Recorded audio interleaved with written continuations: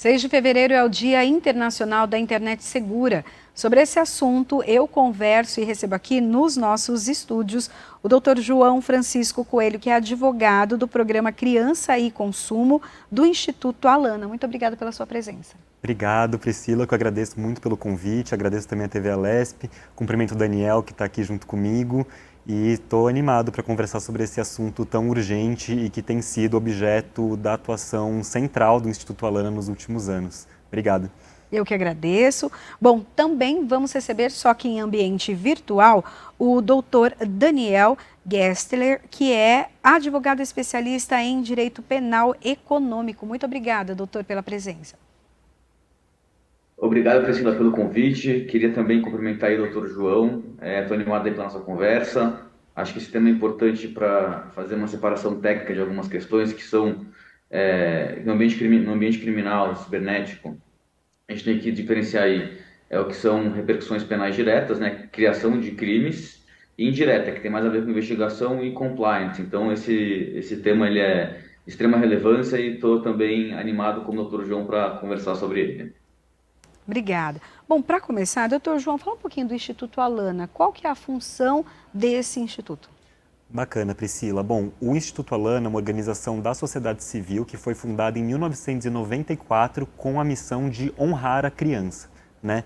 Então, trata-se de uma missão bastante ampla que enxerga a criança e também os adolescentes como objeto de proteção prioritária e central da nossa prioridade, da nossa sociedade, de modo que nós devemos pensar, enquanto sociedade, em ações para garantir os direitos dessas pessoas e assegurar que o desenvolvimento delas se dê em condições plenas e mais alinhadas ao seu melhor interesse.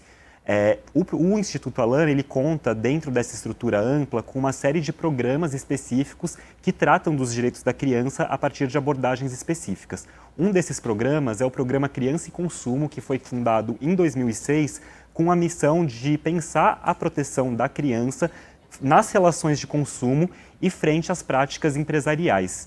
O programa Criança e Consumo, ao longo dos anos, passou a se debruçar nas questões relativas ao ambiente digital e à proteção dos direitos da criança e do adolescente no ambiente digital, entendendo que esse é um espaço no qual diversas empresas atuam, muitas vezes em detrimento, inclusive, dos próprios interesses da criança, e que isso demanda uma intervenção da sociedade, do poder público, para garantir que as crianças estejam devidamente protegidas frente a essas práticas. Então, no âmbito da atuação do Criança e Consumo, nós desenvolvemos uma série de ações de advocacy voltadas tanto a famílias, quanto ao poder público, quanto principalmente a empresas, para garantir que a internet seja mais respeitosa aos direitos de crianças e adolescentes e que todos os atores da sociedade estejam cumprindo com o seu papel na proteção dessas pessoas, que é um dever de todos nós, sejamos nós pais, mães ou não. Doutor Daniel, vamos falar um pouquinho sobre a questão da internet segura. A internet, né, a gente ainda pode falar que é um campo novo no sentido de que cada dia tem uma novidade, né? E como deixá-la segura para as crianças, então? Bom, Priscila, é interessante esse recorte, porque o tema de crimes cibernéticos ele é muito amplo, né? Então, ele vai trabalhar aí com dois grandes blocos, que são crimes específicos, né?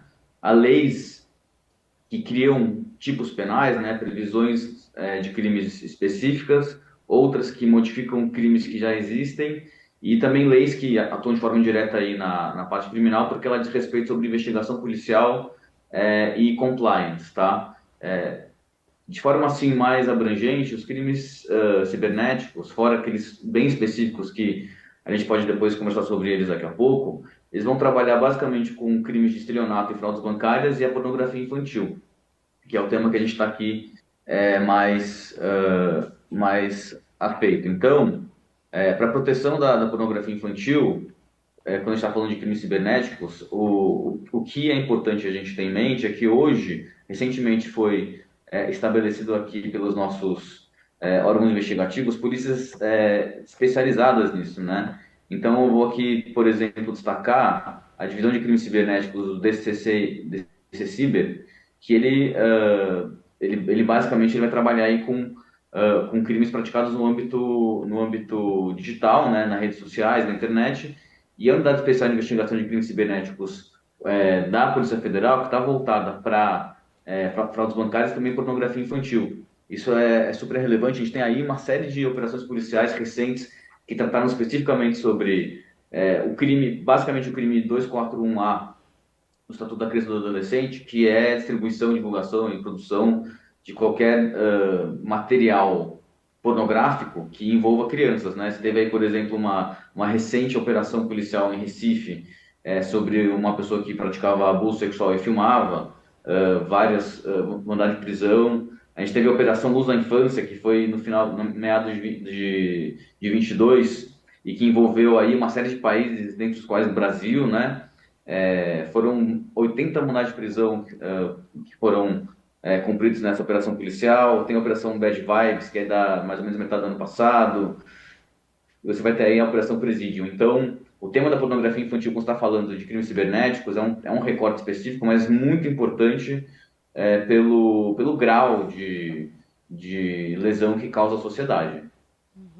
E, doutor, no caso, qual a punição para quem comete esse tipo de crime? Olha, esse tipo específico, que é o que é mais recorrente no âmbito da internet, que é a divulgação de material pornográfico, é de 4 a 8 anos de prisão, tá? De reclusão. Essa é a previsão legal. E tem uma série de outros tipos penais muito mais específicos, vai depender da forma como você faz isso, mas o que está em voga, né, o que orienta mais as operações policiais, porque o que se pratica mais comumente é esse, o 241A do ECA, que é o Estatuto da Criança e do Adolescente. Uhum. Doutor João, quais são os principais perigos que as crianças e adolescentes correm no ambiente virtual? Priscila, existe uma classificação que foi desenvolvida por estudiosas da London School of Economics que eu acho muito bacana porque ela dá uma compreensão bem ampla sobre esses riscos, né? Então é uma classificação que se chama 4Cs e que foi inclusive incorporada pela OCDE em diversas recomendações. Essa classificação dos 4Cs diz que existem 4 tipos de risco no ambiente digital para crianças e adolescentes.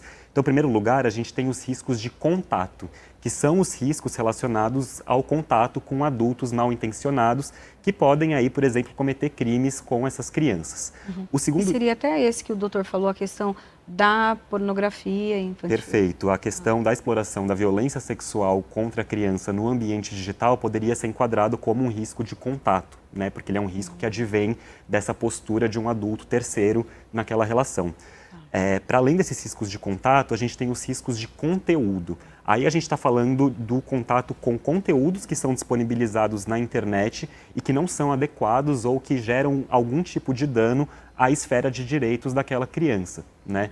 Então a gente pode pensar aí desde conteúdos que levam a criança a um processo de radicalização política, a conteúdos desinformativos, conteúdos que incitem, por exemplo, a utilização de drogas, de produtos que não são adequados, né, ou positivos para a saúde daquela criança. Nós temos também os riscos de conduta, que daí são aqueles ligados à postura da própria criança na internet, né? Então, a criança engajar em interações como cyberbullying, exclusão virtual de colegas, tudo isso também é considerado um risco, né, à esfera de direitos das crianças na internet. E por último, e eu acho isso muito importante de destacar, nós temos os riscos de contrato, né? Que são aqueles riscos relacionados a práticas comerciais e empresariais que se desenvolvem na internet. Hoje, quando a gente acessa a internet, a gente tem contato com aplicações que muitas vezes, né, em nome dos lucros e dos interesses de empresas, acabam desrespeitando uma série dos nossos direitos, né? E isso não é diferente no que diz respeito às crianças.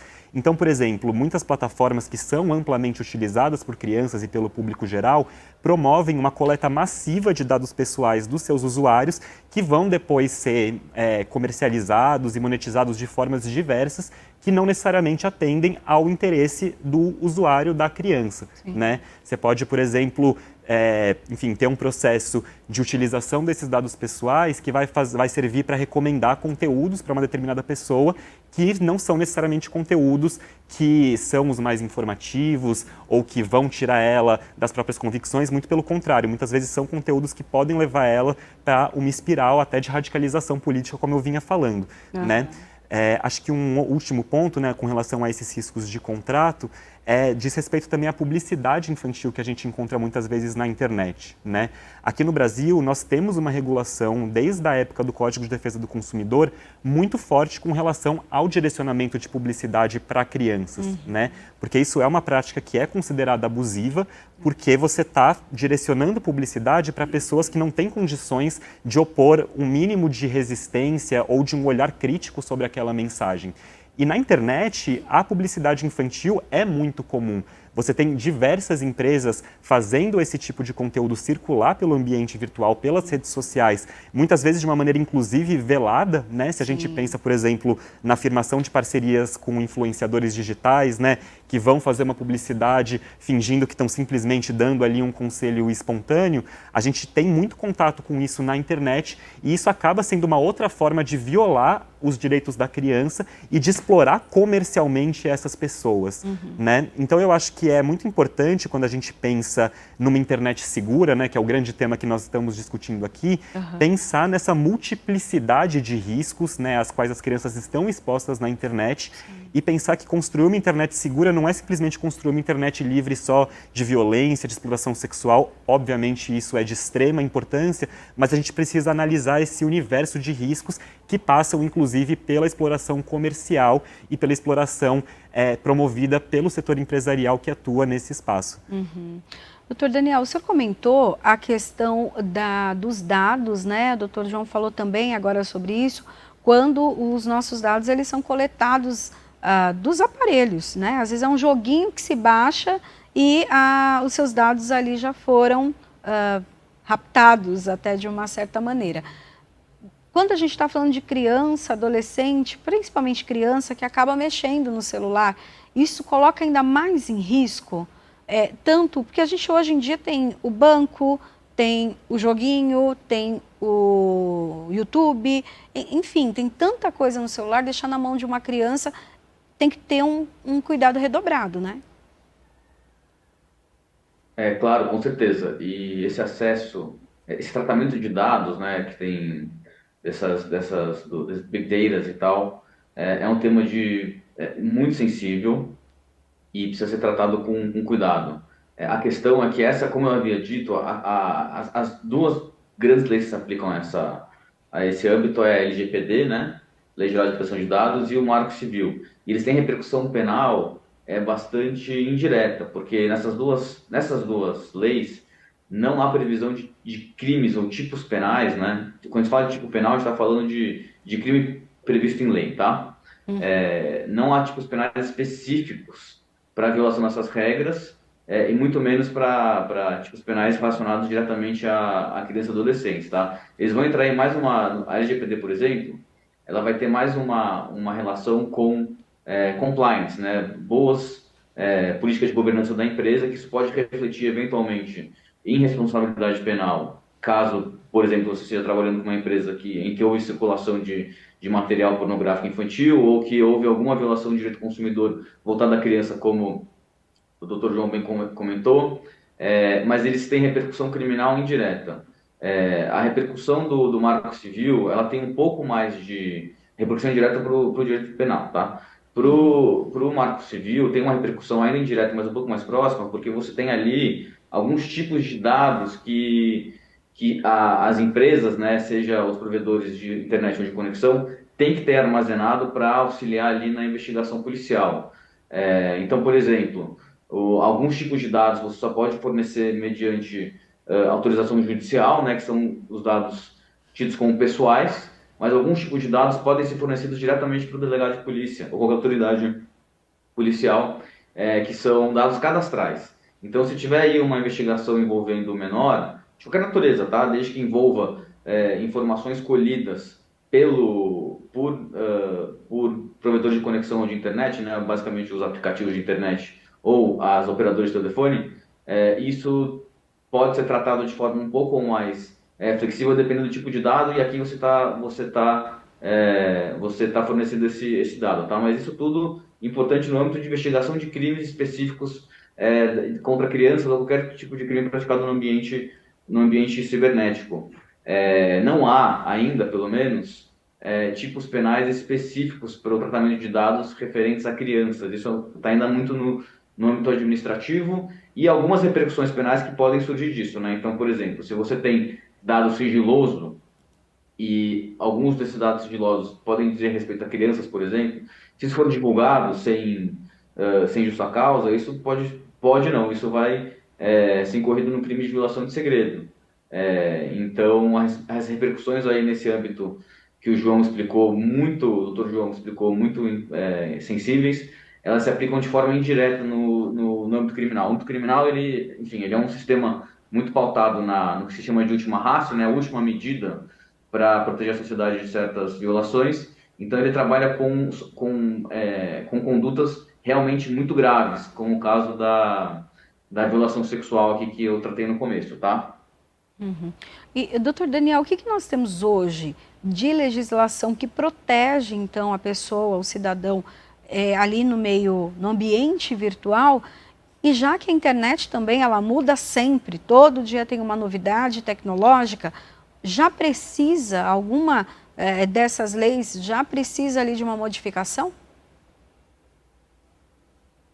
Olha, Priscila, a modificação é sempre importante, tá? Eu vou aqui listar para vocês algumas das principais leis que foram criadas ao longo desse tempo no âmbito criminal sobre os crimes virtuais e cibernéticos, tá? A famosa Lei Carolina Dickmann, né? Uma lei 2737 de 2012, ela alterou o Código Penal, né? E incluiu ali alguns crimes específicos de invasão de computadores e dispositivos eletrônicos. Isso foi um crime específico isso foi uma modalidade de conduta, né, um atuar humano que pela primeira vez foi definido criminalmente. Até então não existia nenhum tipo de crime ou tipo penal que prevê esse tipo de ação. Então, quem pratica, por exemplo, o hackeamento, né, que é o phishing, isoladamente vai praticar esse crime da Lei 12737. Isso é novo, tá? Depois disso, veio a Lei 14.155, que ela endureceu algumas dessas punições de violação de dados e também alterou alguns crimes clássicos do Código Penal. Então, por exemplo, o estelionato praticado mediante dispositivo eletrônico ou pela internet aumentou a pena, com uma série de repercussões processuais aí, tá? Então, essa é uma outra mudança de lei que aborcou aí a proteção da pessoa, do usuário da internet. Ainda em 2021, foi criada também a Lei 14.132, que criou o crime de perseguição. Esse crime ele não fala especificamente sobre meios digitais, mas ele fala de uma violência, né, ou uma ameaça à integridade física e psicológica reiterada à pessoa por qualquer meio, mas a gente sabe que a perseguição hoje em dia ela é feita basicamente, ou quase que integralmente, por meio das redes sociais, né? Então é um crime que não é especificamente cibernético, mas acaba se aplicando ao ambiente cibernético de forma bem proeminente, tá? E mais recentemente, uma lei aí sobre a qual a gente tateou aí com a conversa com o Dr. João, que é a Lei 14.811 de 2024, desse ano ainda, tá? E ela fala sobre a intimidação sistemática, ou bullying, tá? Esse tipo penal, ele tem aí um fundamento, uma importante, né? Que é punir essas condutas de humilhação constante, principalmente a criança. A gente sabe que isso é um problema sério de saúde pública, de saúde psicológica, enfim, é um tema que precisa ser muito abordado de forma séria. O problema, Priscila, é que essa lei ela traz aí uma redação que muito problemática do ponto de vista técnico penal, tá? E acho que a gente tem aí que tenha em mente que a gente precisa resolver alguns problemas, que o direito penal não é a única forma de resolver esses problemas, mas se a gente for usar o direito penal para tentar resolver esses problemas, ele tem que seguir aí um padrão.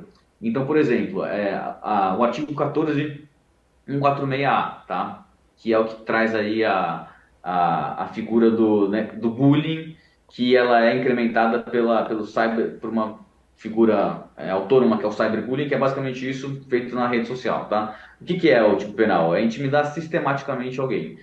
O sentido sistemático, ele não tem... não dá para você dizer o que é sistemático e o que não é. Onde que começa a sistematizar, tá? Porque existe um conceito dogmático penal mais estável, que é o de reiteração, se você pratica de novo, tá? Ou de habitualidade, que você torna aquilo como uma forma de vida. a intimidação sistemática é um termo que não tem tradição jurídica, não dá para você entender onde que começa e onde que acaba a sistematicidade.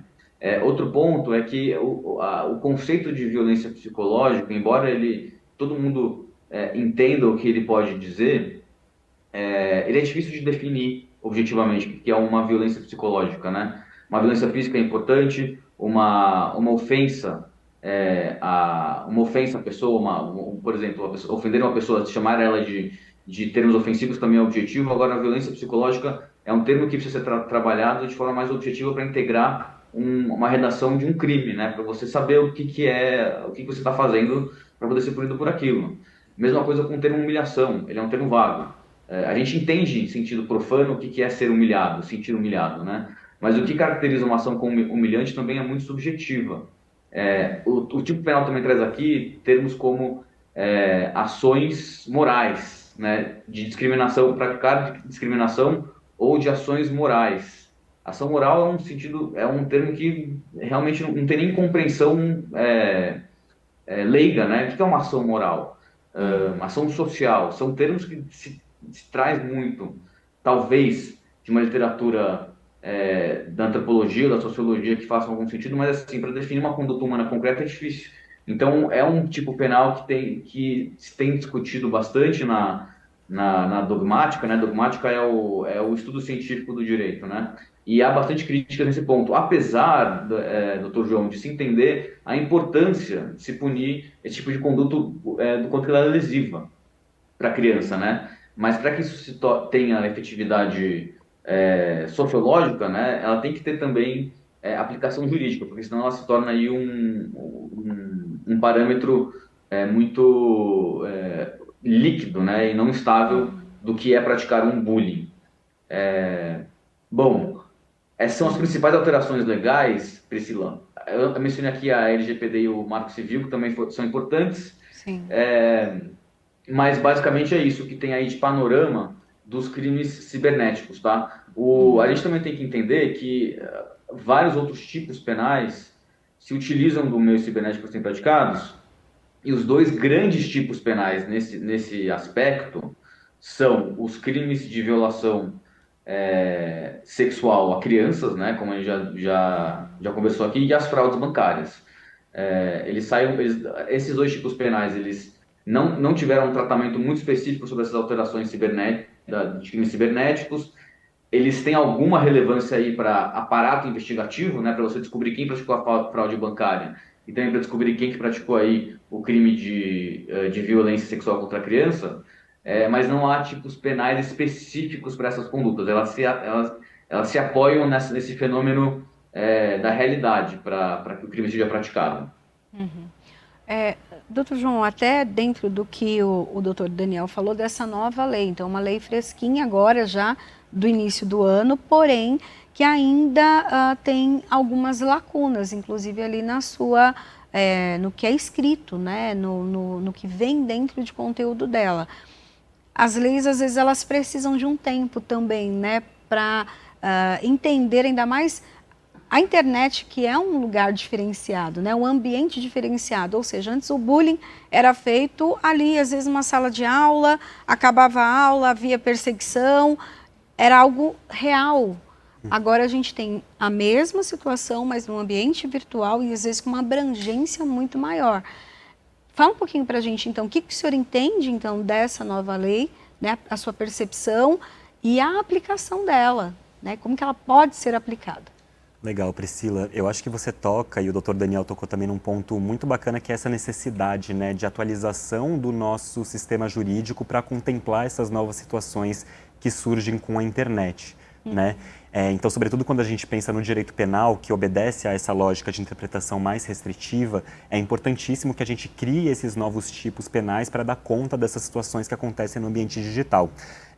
Agora, eu queria contribuir com uma reflexão que eu acho que também é muito importante com relação à aplicação da lei, que é o seguinte, né? Sobretudo quando a gente pensa, né, sai um pouco desse âmbito do direito penal e pensa no âmbito, por exemplo, da proteção ao consumidor ou na proteção ao trabalho, ainda que a gente não tenha leis específicas tratando de uma maneira global e compreensiva desse ambiente da internet, nós já temos em vigor, por exemplo, um Código de Defesa do Consumidor, né? Nós já temos em vigor um Estatuto da Criança e do Adolescente. Então, o que eu quero dizer com isso? Eu quero dizer que, ainda que exista, né, como você diz, essa necessidade da gente adequar o nosso ordenamento jurídico e aprender aos poucos como que a gente faz para aplicar essas novas leis que vão surgindo, a gente também não pode cair na armadilha de achar que enquanto essas leis novas não estiverem inteiramente implementadas, enquanto não houver um avanço regulatório nesse sentido, que a internet é uma terra sem lei, porque ela não é. Sim. A gente já tem, por exemplo, como eu disse, um Código de Defesa do Consumidor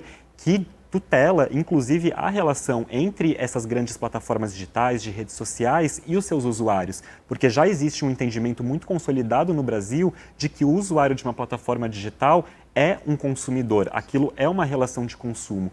Então, a gente tem que aplicar essas normas ao ambiente da internet. E o que a gente vê hoje em dia é que isso, acho que muito por esse ponto que você trouxe, né, de existir ainda muitas dúvidas com relação à forma como as relações se operam nesse ambiente, como elas se constroem ali, quais que são os limites, como as coisas funcionam, acaba que há uma aplicação insuficiente dessas normas que já estão positivadas no nosso ordenamento jurídico a esses espaços, né? Eu posso dar um exemplo muito concreto disso, voltando a um exemplo que eu dei na minha primeira resposta, que é a questão dos influenciadores mirins, né? Essas crianças que a gente vê na internet, no YouTube, em outras redes sociais, produzindo vídeos de uma forma muitas vezes até profissionalizada, né? Enfim, e muitas vezes em detrimento da própria educação, do próprio tempo de lazer. A gente teve alguns casos nos últimos anos que adquiriram uma repercussão midiática bastante grande, né? De crianças que estavam sendo expostas a situações vexatórias, enfim, sendo até forçadas, né, a produzir conteúdos para a internet contra a sua vontade e contra os seus próprios interesses, né? Se a gente pensa no mundo analógico, né, a gente já tem no ECA e, enfim, convenções da OIT, né, que o Brasil ratificou, normas relativas ao trabalho artístico desempenhado por crianças, né?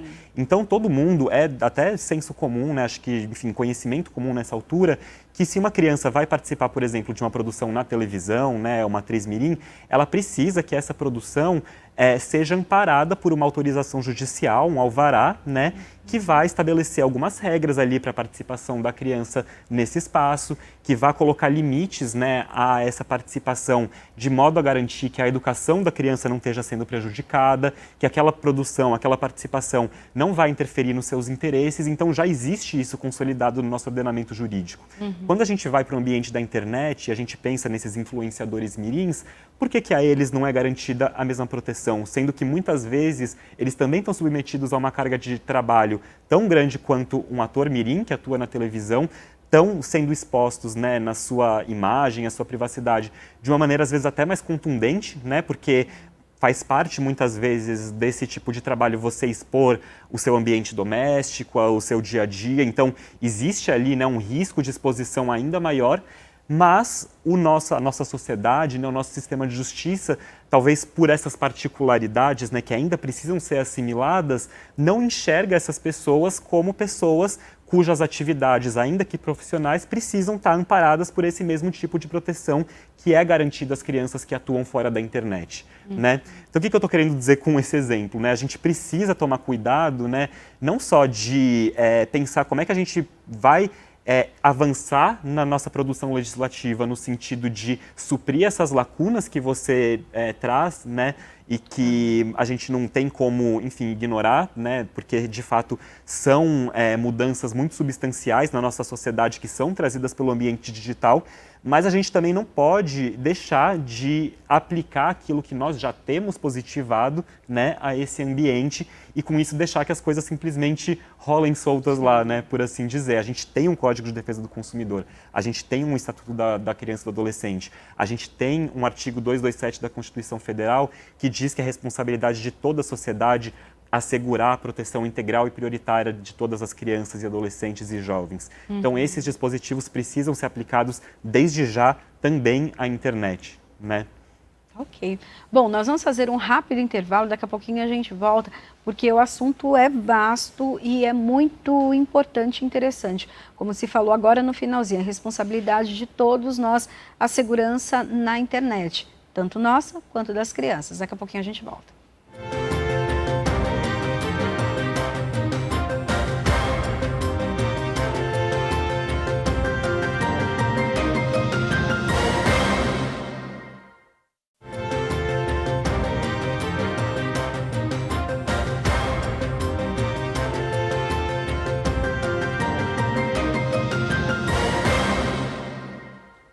Estamos de volta com a Lesp em Pauta. Dia 6 de fevereiro é Dia Internacional da Internet Segura e é sobre esse assunto que nós conversamos aqui hoje. Eu recebo em nossos estúdios o Dr. João Francisco Coelho, que é advogado do programa Criança e Consumo do Instituto Alana, e também com o Dr. Daniel Glessler, que é advogado especialista em Direito Penal Econômico. Doutor Daniel, conta um pouquinho para a gente, em relação até a última fala, né, do bloco anterior, que nós citamos a responsabilidade de todos, tanto a questão legislativa, a justiça, quanto também o cidadão, para tornar a internet mais segura. Priscila, fico até feliz de você fazer essa pergunta, porque eu ia puxar esse gancho independentemente do que você me perguntasse, porque isso que o Dr. João falou é super importante. A ideia de que a gente precisa proteger determinado aspecto da sociedade, e aqui as nossas crianças, não significa dizer que a gente precisa protegê-las necessariamente pelo direito penal. E isso pode trazer dois grandes problemas, tá? Que a gente já identifica isso. O primeiro problema é que, ao transportar todas as formas de solução desses problemas da sociedade para o direito penal, a gente acaba lavando a mão e achando que agora o problema está no judiciário, na punição, na aplicação de pena. Tá? E a gente esquece de olhar para aquilo que não é direito penal. E o segundo problema disso, decorrente desse, isso é muito discutido aí nas bancas de advocacia, no meio acadêmico, é que a gente acaba transportando para o direito penal uma linguagem e requisitos que são incompatíveis com ele. Então veja o problema disso, você joga para o direito penal todo o problema toda a solução do problema, só que você joga de forma que não pode ser solucionado por ali. Qual é a sensação que se dá? Impunidade, insegurança, falta de tutela do Estado daquilo que é seu dever. Antes da gente procurar transformar uma conduta em penalmente relevante, né, aquilo que pode ser submetido a uma ação penal e a pessoa ser punida por aquilo, a gente tem que olhar para todo um substrato social que dá fertilidade para esse tipo de situação. E aí vai muito além, como o Dr. João falou, e é super importante, do abuso sexual, como a violação da criança nos seus direitos integrais, de viver, brincar, ser feliz, né? E aí, dessa perspectiva, a gente tem que começar a olhar para o mundo e para as lesões praticadas à criança para além do direito criminal. Parar de olhar para a criança como só vítima de violência sexual, só vítima de violência física, só vítima de uma situação de tamanha disfuncionalidade relacional, que aí sim tem relevância penal. Existe todo um meandro aí de violência causada à criança, que aí sim dá para se trabalhar com conceitos de violência psicológica, também dá para se trabalhar com conceitos mais abrangentes de humilhação, para resolver o problema do ponto de vista social. Aí você vai poder usar mecanismos das mais diversas estirpes, desde programas educacionais, né, de informação, principalmente isso chegar a acessar populações em vulnerabilidade, passando por intervenções um pouco mais incisivas, e a aplicação de medidas administrativas, a aplicação de intervenção do Conselho Tutelar, passando também por medidas um pouco mais drásticas, que são condenações de natureza civil ou administrativa, só depois chegar no criminal. Isso é muito importante. A gente tem que pensar aqui que a violência à criança, como uma peça vulnerável da nossa sociedade, ela se dá como diversos outros tipos de violência e discriminação de maneira estrutural. Ela só vai se manifestar de forma violenta quando essa estrutura já está ali no seu limite. A forma com que a gente trata a criança, a forma com que a gente se comunica com ela. Eu falo disso num lugar de criminalista, mas agora também num lugar de recém-pai, né? A gente conversa aí com nossos pais e avós, a gente percebe o quanto que a comunicação com a criança ela mudou muito nos últimos tempos para tornar a relação não só vertical, né, de autoridade do adulto passando para a criança o que ela deve fazer, mas de comunicação, de horizontalidade. E é só nesse nível de horizontal que a gente passa de uma relação de autoridade para uma relação de cuidado, né? Porque a criança precisa de cuidado, ela não é um igual, mas é um cuidado pautado nessa ideia de que ela merece uma posição de igualdade e não de inferioridade. Então, é importante esse tipo de discussão para a gente trabalhar ali a parte criminal naquilo que serve a ela, né? Que é a punição de crimes, condutas específicas, condutas graves, e que a prisão é a medida, é a resposta correta para ela. Mas existem outros tipos de fundamentos, não só comportamentos, mas estruturas, que exigem trabalhos muito mais sutis, trabalhos muito mais sofisticados, inclusive, tá? Do que a aplicação do direito penal. E que é muito feliz ver que há pessoas como o Dr. João que estão trabalhando em instituições que trabalham isso, né? Que, enfim, que olham para isso. Então, a minha resposta sobre a responsabilidade de todos é nesse âmbito da estrutura, né? Do quanto que a criança ela é submetida a uma violência estrutural constante e cabe a nós, em cada pequena decisão da nossa vida, principalmente na função de cuidador ou de cuidadora dela, refletir isso, né? Porque as crianças de hoje são os adultos de amanhã. Então a gente está, na verdade, construindo o mundo de amanhã. Não é só sobre crianças, né?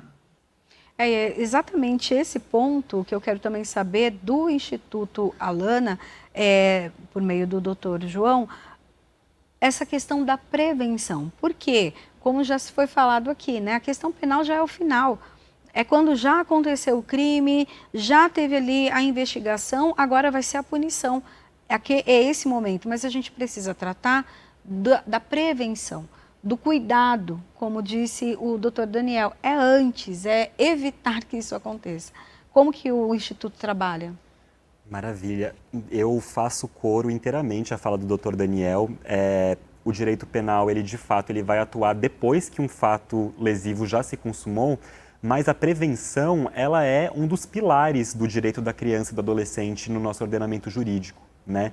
O artigo 70 do ECA diz exatamente que é dever de todos prevenir a ameaça e a lesão de direitos de crianças, né? Então a gente não pode, como o Dr. Daniel colocou perfeitamente, reservar ao direito penal o condão de resolver todas essas questões, porque se a gente fizer isso, a gente já vai estar a priori desrespeitando o próprio ECA, que diz que essas ameaças elas não devem ser simplesmente reprimidas, punidas, mas também prevenidas efetivamente, né? E essa prevenção, assim como todos esses pontos que a gente está falando aqui na nossa discussão, passa pelas famílias, pelo poder público e pela sociedade como um todo, incluindo, sempre vou reforçar isso, o próprio setor empresarial que fornece produtos e serviços na internet, né? É uma obrigação de todos. Então, se a gente pensa, por exemplo, né, em crimes que têm se multiplicado no ambiente digital, a gente pode entender que cabe também ao setor empresarial adotar medidas que ajudem na prevenção desses crimes, né? Então, por exemplo, se a gente pensa na radicalização de crianças e adolescentes, né, como a gente viu lamentavelmente acontecer no ano passado de forma avassaladora, né, um aumento de violências, principalmente no ambiente escolar, motivada muitas vezes pela incursão de adolescentes em subcomunidades extremistas no ambiente digital, né? Como é que as plataformas estão moderando o conteúdo que circula nos ambientes delas, né? Como que as crianças estão tendo acesso tão fácil a esses conteúdos? Não existem equipes que estão ali para fazer esse monitoramento e impedir que isso chegue a essas pessoas? Quais que são as salvaguardas que as plataformas estão adotando para impedir que, por exemplo, adultos que as crianças não conhecem entrem em contato com elas por meio das suas redes sociais, né? Então, tudo isso está no âmbito de atuação dessas plataformas e é algo que pode e deve ser exigido delas, por força, inclusive, do ECA, né, que já consagra a prevenção como um dos princípios estruturantes do nosso direito da criança, né? Mas é claro que essa proteção, essa prevenção, ela não se esgota no setor empresarial, né? As famílias também têm o papel de ajudar na prevenção desses delitos e desses potenciais danos às crianças e dos adolescentes, na medida daquilo que enfim, que cabe a elas e que está ao alcance delas, né? Como o Dr. Daniel colocou também perfeitamente, um dos principais pontos, né, e talvez o mais importante de todos, a serem observados pela família é o diálogo com a criança, o respeito à opinião da criança e a abertura dos pais a aprender também com as crianças, né? A gente sabe que hoje as crianças elas nascem já inseridas em um contexto no qual nós adultos não crescemos, né? Nós não crescemos com o mesmo acesso às tecnologias que as crianças têm hoje em dia, né?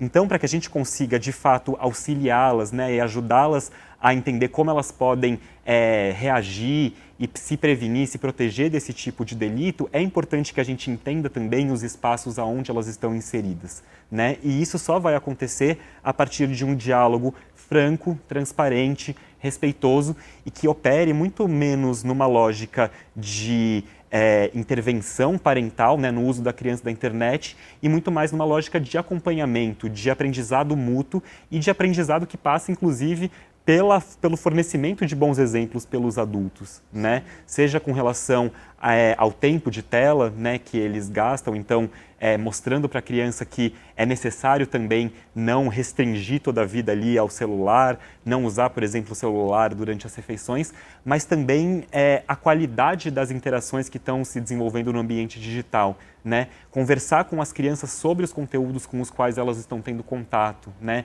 Fomentar nelas uma visão crítica sobre esses conteúdos, entender quais são os riscos, quais são as principais preocupações dessas crianças que estão utilizando a internet e como a gente pode auxiliá-las, né, para lidar com esse tipo de situação quando elas aparecerem. Indicar canais de denúncia para o caso de aparecerem ou acontecerem situações de violência no ambiente virtual, né? Então, tudo isso faz parte desse esforço de prevenção que cabe também às famílias, mas que não pode ficar centralizado só nelas, até porque senão a gente tem uma relação aí muito injusta, né? A gente sabe que os pais, as mães, muitas vezes não controlam o acesso da criança à internet 100% do tempo. Pode ser que você não deixe o seu filho acessar determinados sites quando ele está na sua casa, mas daí quando ele vai na casa de um amiguinho ou vai na casa de um parente, ele vai estar tendo acesso a isso, né? Então, a gente não pode centralizar toda essa responsabilidade nos pais, mas a gente tem que sim fomentar esses diálogos e essa educação para o uso saudável de mídias dentre as famílias, aliado à responsabilidade empresarial para garantir mecanismos que aprimorem a proteção e a prevenção de delitos nesses ambientes. O Instituto Alana, ele atua também nesse contato, além dos pais, com a questão da informação, escolas, qual o âmbito ali de atuação? Sem dúvidas, o Instituto Alana, ele mantém contato com todos esses setores da sociedade que são responsáveis pela proteção das crianças e dos adolescentes, né? Então, nós desenvolvemos ações junto a escolas, campanhas voltadas para famílias, mas o cerne da atuação, principalmente do programa Criança e Consumo, está na responsabilidade empresarial, que muitas vezes acaba sendo o que é mais difícil de avançar, né?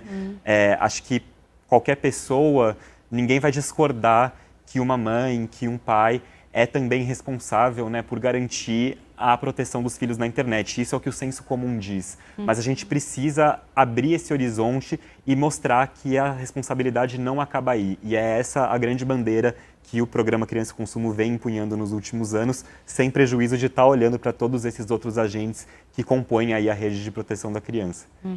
Ok. Doutor Daniel, a gente está falando até agora, né, focamos bastante na questão da segurança na internet, principalmente das crianças, mas não são só as crianças que são vulneráveis. Nós vemos que muitos crimes são cometidos contra idosos, por exemplo. Fala um pouquinho para a gente dos crimes que outras pessoas também acabam sofrendo e os idosos aí como um foco de vulnerabilidade. Bom, os principais crimes que são praticados nesse ambiente cibernético, eles são basicamente esses que eu mencionei, tá? Mas quando você está trabalhando aí com crimes mais difundidos, com pessoas vulneráveis como idosos, por exemplo, e usuários comuns, é basicamente estelionato, tá? Porque, enfim, eles se utiliza o meio eletrônico, o meio cibernético, para enganar essas pessoas, e o meio cibernético ele facilita a transferência de valores, né? Por conta do internet banking, e também facilita por conta dessa divulgação, esse lastramento de comunicação que é dado pelas redes sociais, principalmente o WhatsApp, né? A gente percebe que as pessoas idosas elas estão muito mais submetidas às vulnerabilidades de fake news, né, de informação falsa, do que pessoas da nossa geração, por exemplo, e isso acaba tornando aí o ambiente cibernético um ambiente que se chama mais criminogênio, né? Ele produz mais espaço para crime. Então aqui a gente tem aqui alguns tipos penais, tá, que são estabelecidos nesse âmbito. A invasão de dispositivos, né? Você invade o computador da pessoa e rouba dados, isso é caracterizado como phishing, né? Você roubar dados para depois utilizar de alguma forma, seja vendendo para alguém que vai clonar cartão de crédito, seja para acessar a conta bancária, enfim, essa extração, essa pesca, né, que se chama de phishing, essa pesca de dados é caracterizada por isso. Você pode, por exemplo, também ter crimes de acesso à informação, não necessariamente para invadir dispositivo, para invadir conta bancária ou clonar cartão de crédito, mas para divulgar informação sem permissão dessa pessoa, tá? E esse tipo de crimes eles estão mais relacionados com crimes de extorsão. Isso está muito mais presente no ambiente empresarial, tá? Não tanto populações vulneráveis como idosos, crianças não tanto, mas idosos. Porque o que acontece? Isso é muito comum em empresas que têm, bom, todas as empresas na verdade, né? Mas que o acesso a dados, principalmente de nuvem, é super importante. O que acontece? Os hackers, eles entram nos servidores, bloqueiam a entrada desse servidor, a empresa para de ter acesso a tudo que ela precisa ter para trabalhar e ele exige um resgate disso, né? Para você pagar um valor ali, geralmente em Bitcoin, e aí ele libera ali o acesso a esses dados. Isso daí é crime de extorsão, tá? A extorsão, ela se caracteriza basicamente pela obrigação de alguém fazer algo que não é dever legal, e você tem uma vantagem econômica disso, tá? Você tem aí tipos penais que aí também são bem abrangentes, não atingem só idosos, na verdade, atinge mais adolescentes, tá? E mulheres também, né? Mulheres principalmente, na verdade. De perseguição, stalkeamento que é usado por meio da internet.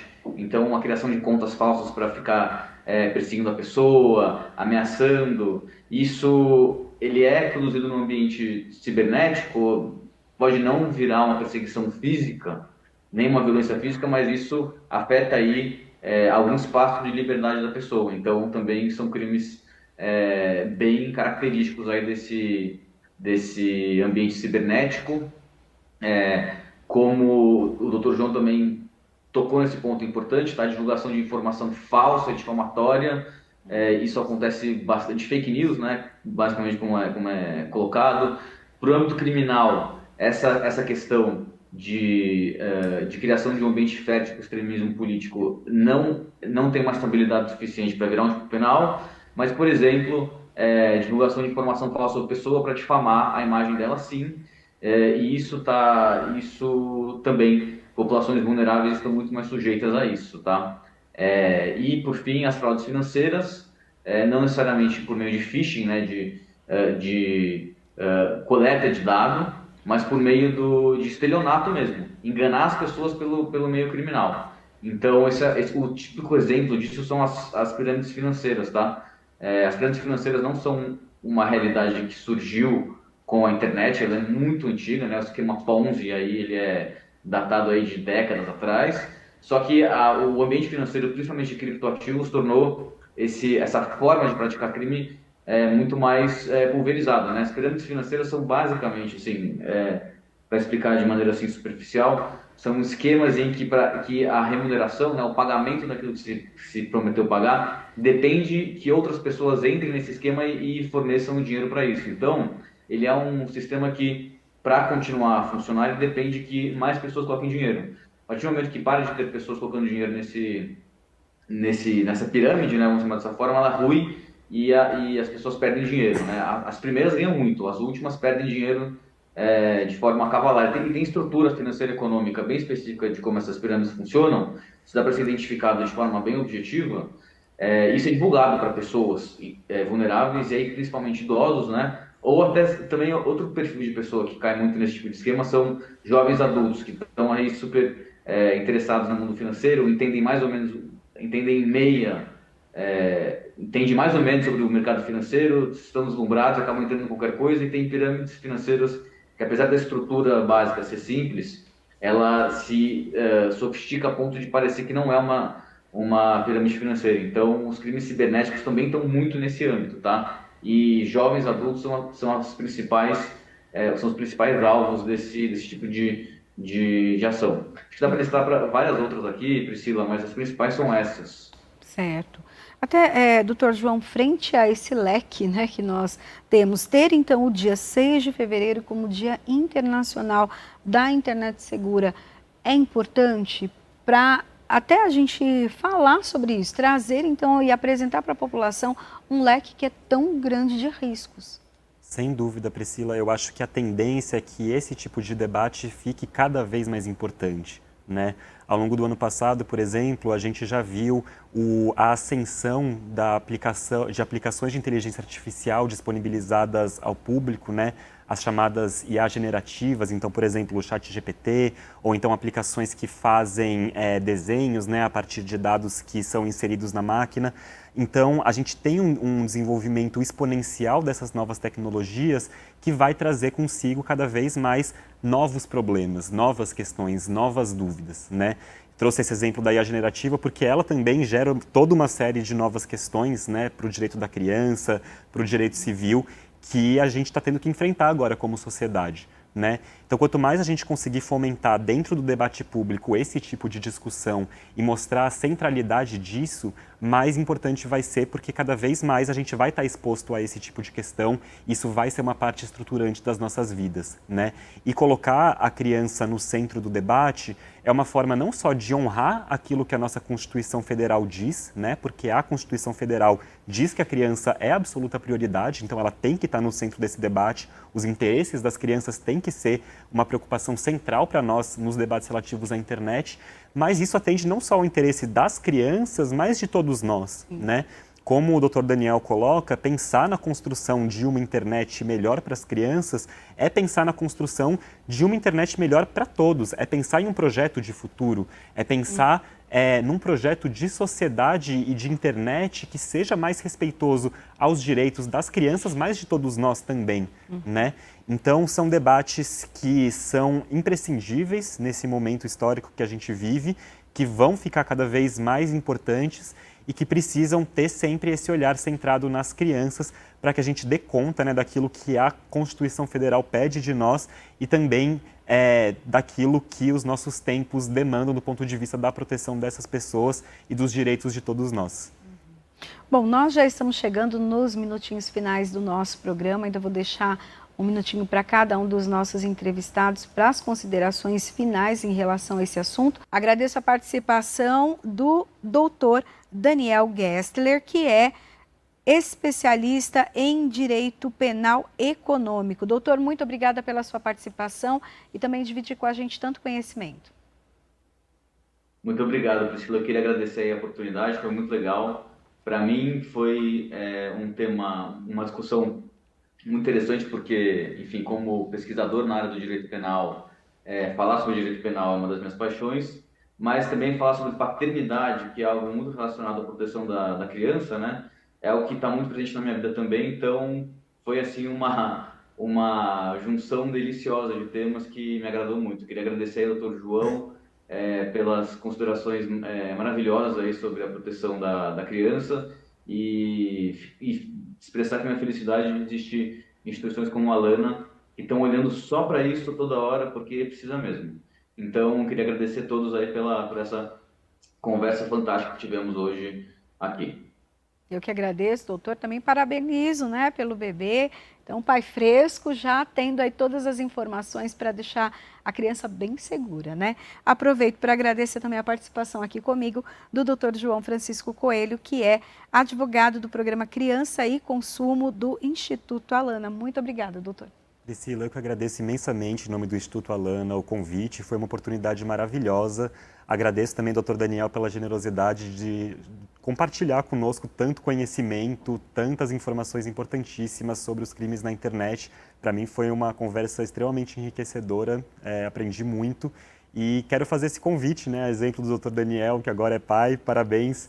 e que está se apropriando tanto desses debates relativos à proteção da criança na internet, quero fazer um convite a todos os outros pais, a todas as outras mães e a todos que convivem ou não com crianças para que a gente passe a entender a importância desse debate, né? Converse com outras pessoas sobre isso, procure informações e, sobretudo, também para os operadores do direito, aqueles que lidam de alguma maneira com políticas públicas, com esse sistema de proteção e de garantias dos direitos da criança, que a gente passe a olhar para essas questões com a centralidade que elas merecem e direcione nossa atuação para as necessidades desses novos tempos.